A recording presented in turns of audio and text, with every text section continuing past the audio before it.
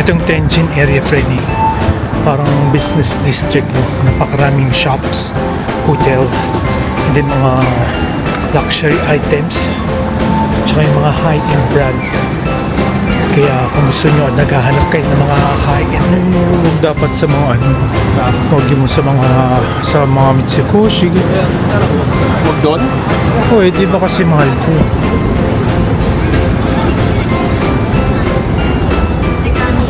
Apoy dito.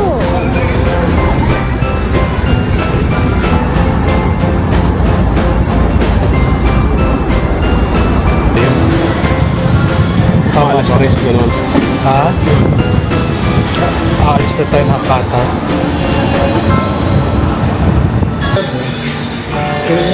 This is Shintencho, friendly here in Tenjin.